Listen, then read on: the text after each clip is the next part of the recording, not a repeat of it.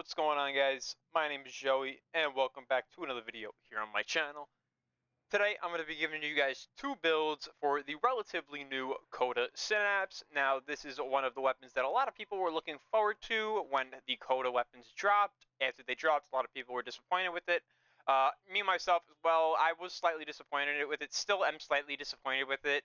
Not in the fact that it's bad. It is very, very good, just in comparison to the Synapse we had before.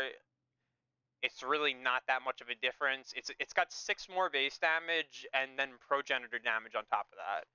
So like if you don't care for that, then you could just like opt for like the max ribbon disposition of the regular Synapse and just build this, because you can see like it's only 1% crit, 2% status, 6 overall damage, and then a little bit less magazine. You also missed the innate punch through, but it's not really that big of a deal. So yeah, we got this Coda Synapse here. So what I have for you guys today is I have two builds for you guys.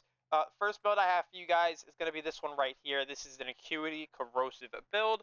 Now, what's nice about this weapon is it has innate corrosive, so you actually don't have to mod for it, which is really nice.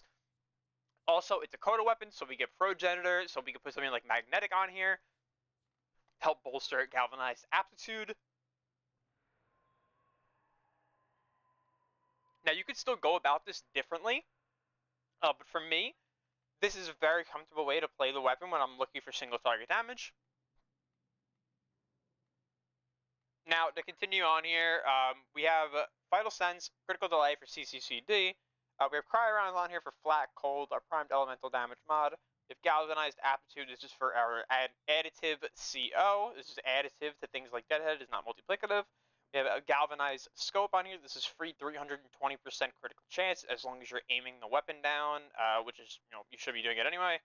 And then we have a Primary Acuity here, 350% weak point damage, 350% weak point critical chance. Multishot cannot be modified, so we do have a base multishot of 1, but it's a very high fire rate weapon. So we have Shred on here, so we get fire rate plus punch through. There's Wicked Punch through at 3.4, since it has that innate 1.2, and we're getting 2.2 from Shred. Now, if you want to just opt directly for Vile Acceleration instead here, this is something you can go for. But for me, the punch through is nice, so it's really up to you. That you can put whatever fire rate mod you feel is comfortable to you here, because the weapon does have innate punch through, so you technically don't really need the punch through from this, but it's nice to have, so I have it. And then as well here, we have Prime Bane of Grenier. This is going to be our faction damage. And then we have Vigilante Supplies, Primary Deadhead for that headshot multiplier, recoil reduction. And we're going to be able to get that free 360% base damage. Now, the crit values on this weapon are going to be around 365%. So we're pure redding with around a 65% chance to T2 red. That's red with a red crit with an exclamation point.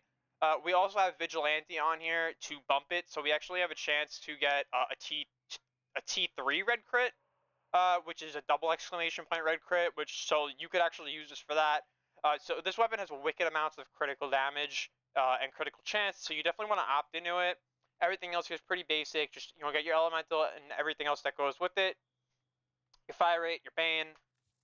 And now I'll be showing you guys how this one works. This one is very, very good for single target. So I'm just spawning in some 230 Kuba heavies. And I'm kind of just going to show you. So you can see, even with no stacks, the weapon actually does a pretty significant amount of damage. Now that you have the stacks, you can kind of just see you can rip through, like, if you're priority targeting, like, you're going for heads and things of that nature, you could just see the amount of damage that this puts out. And even if you wanted to do something like prime in front of it, actually don't even have a primer on, but I'll just use this and call it a primer.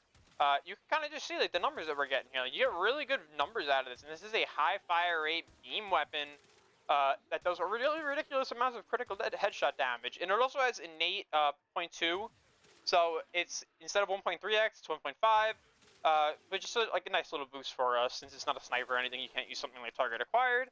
So besides Deadhead, to have one little extra spot on there to bump up that headshot damage is going to be very, very nice.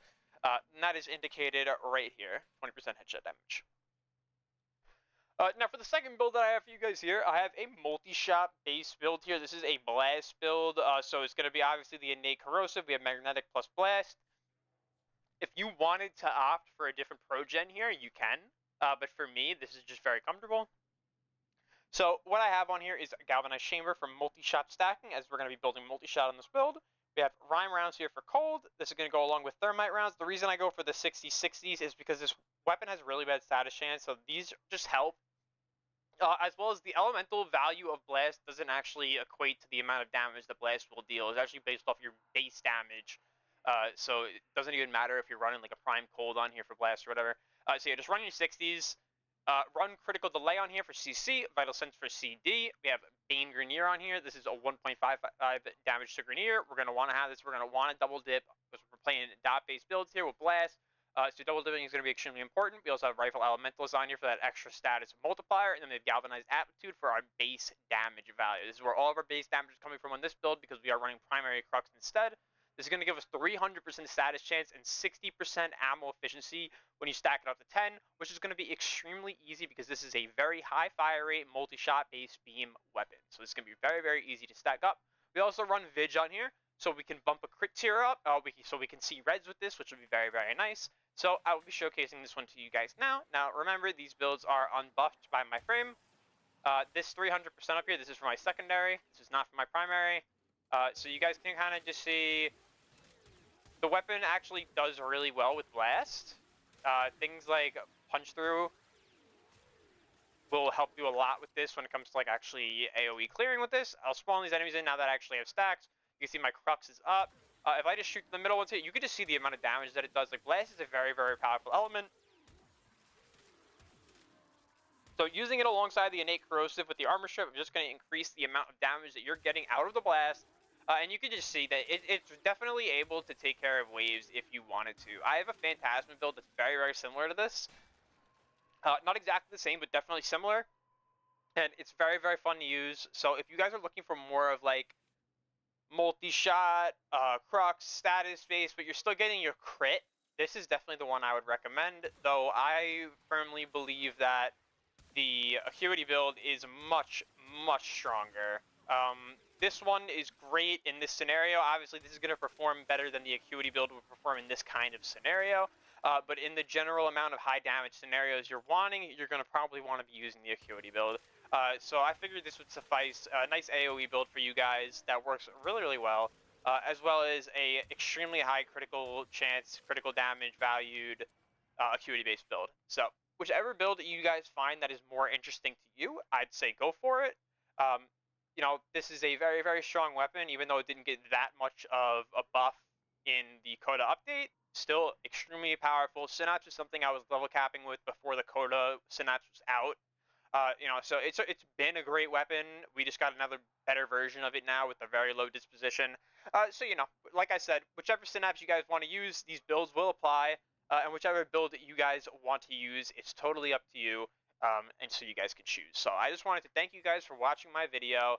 Please subscribe, leave a like, leave a comment, and thank you guys. Have a wonderful rest of your night.